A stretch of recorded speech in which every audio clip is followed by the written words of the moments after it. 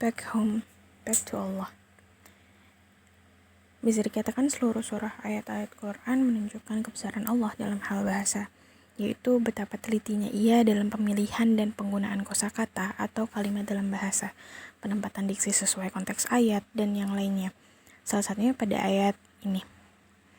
Katakanlah, wahai hamba-hambaku yang melampaui batas terhadap diri mereka sendiri, janganlah kamu berputus asa dari rahmat Allah. Sesungguhnya Allah mengampuni dosa-dosa semuanya. Sungguh, dialah yang maha pengampun, maha penyayang. Quran Surah Az-Zumar ayat 53. Ada beberapa catatan penting tentang ayat tersebut. Yang pertama yaitu penggunaan kata kul, yang berarti ayat ini merupakan perintah Allah kepada Nabi Muhammad untuk menyampaikan pesan dalam ayat itu. Rasulullah is the one who's supposed to deliver. Bukan Allah secara langsung yang menyuruh supaya hambanya bertaubat dan tidak berputus asa dari rahmatnya. Yang kedua, pemilihan kata ibad.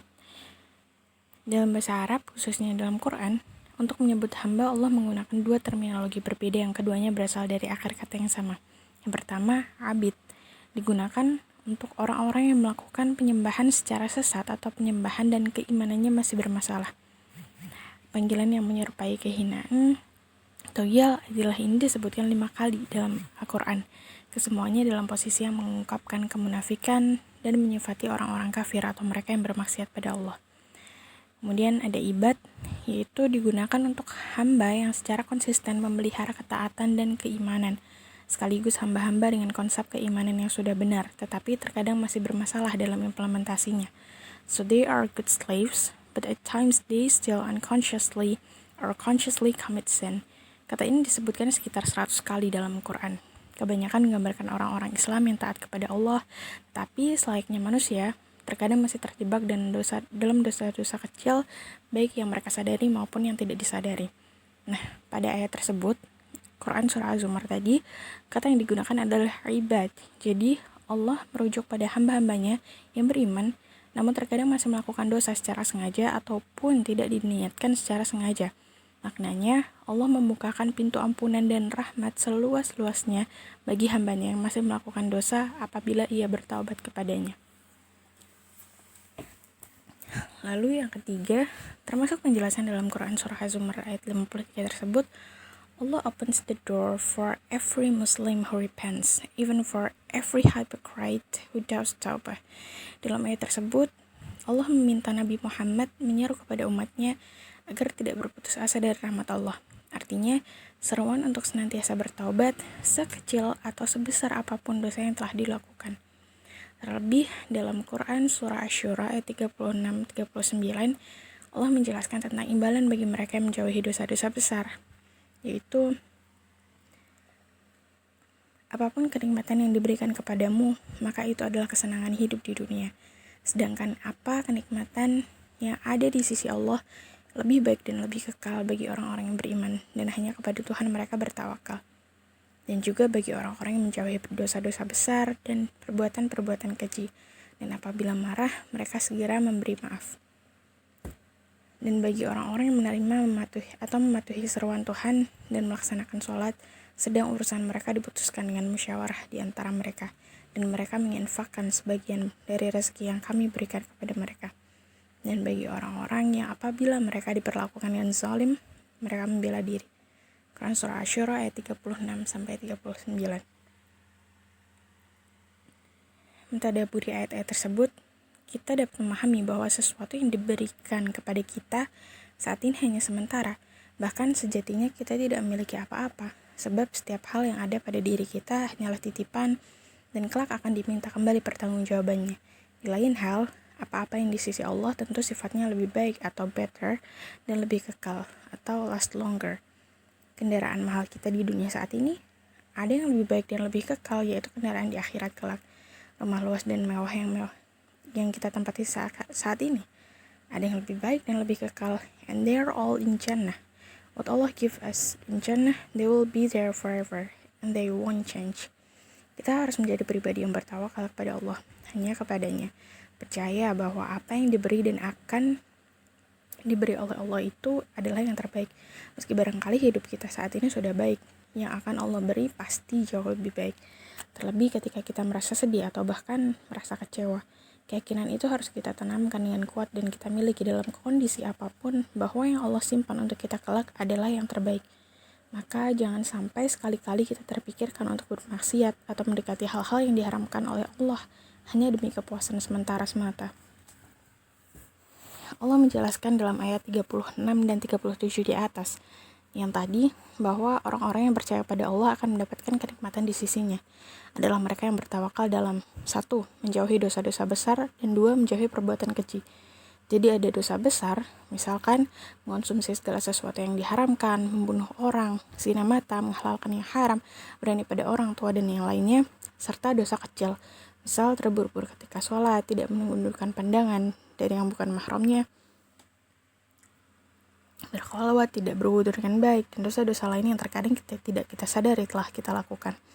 Secara tersirat Allah menyatakan bahwa jika kita ingin menjadi orang yang berbahagia di dunia dan akhirat, hal pertama yang harus dilakukan adalah tidak melakukan dosa besar. Memang, orang yang terlanjur melakukan dosa besar masih bisa membersihkan diri dengan melakukan kebaikan dan juga bertaubat.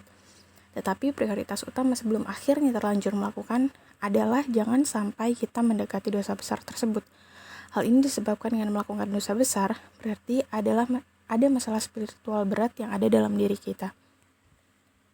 Jadi, berhenti melakukan bahkan mendekati dosa besar terlebih dahulu. Yang kedua, harus bertahan dari segala perbuatan keji atau fawahish.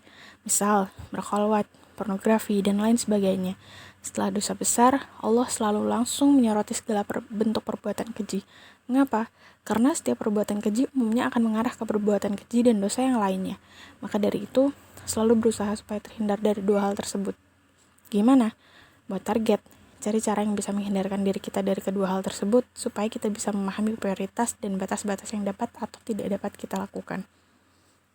Insya Allah, apabila kita berniat dan berusaha menjaga diri dari dosa besar dan perbuatan keji, Allah akan mudahkan kita dalam menjauhi dosa-dosa kecil. Lagi pula, segala di sisi Allah adalah yang terbaik. Jangan sampai kita terlena dengan hal-hal kecil yang memuaskan secara sementara, padahal ada hal yang jauh lebih besar dan lebih baik menanti kita di surganya. Selain itu, kunci terbaik untuk memperbaiki kualitas hidup kita adalah dengan berhenti mengeluh dan mulai bersyukur. Kita percaya bahwa apapun yang Allah pilihkan untuk kita, ialah yang paling baik. Bahkan, sebagaimana firman Allah dalam Quran Surah Ibrahim ayat 7, dan ingatlah ketika Tuhanmu memaklumkan, sesungguhnya jika kamu bersyukur, niscaya aku akan menambah nikmat kepadamu. Tetapi jika kamu mengingkari nikmatku, maka pasti azabku sangat berat. Quran Surah Ibrahim ayat 7. Jika kita bersyukur, Allah akan menambah nikmat. Bukankah sangat sederhana? Apabila kita berterima kasih atas segala hal yang telah Allah beri, sesederhana itu pula Allah akan tambahkan nikmatnya kepada kita. Dengan cara sekaligus waktu terbaiknya. Berhenti melihat segala sesuatu. Mengeluh ataupun mengkritik secara negatif apapun di sekelilingmu. Terlebih kepada diri sendiri. Sebab tentu kita tidak mau disebut sebagai hamba yang kufur nikmat. Kita adalah hamba yang selalu syukur nikmat. Grateful is not just an act of saying Alhamdulillah. Grateful is an attitude. It's a lifestyle. It's a way of thinking. Something that makes us constantly be.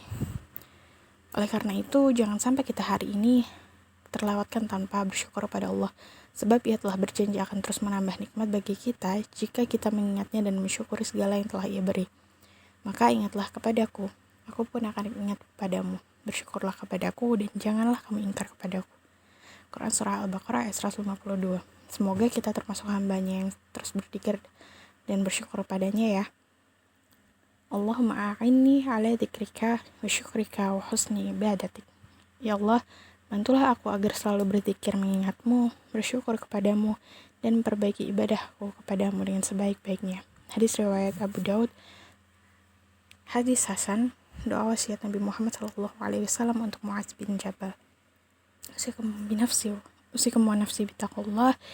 Catatan ini, podcast ini adalah resum dari video kajian Ustadz Noman Ahlikan, yaitu yang pertama kembali kepada Allah, kemudian yang kedua imbalan bagi yang menjauhi dosa besar, dan berhenti mengeluh dan mulai bersyukur.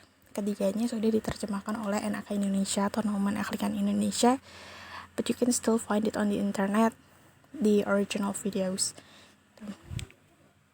Ya, terima kasih. Assalamualaikum warahmatullahi wabarakatuh.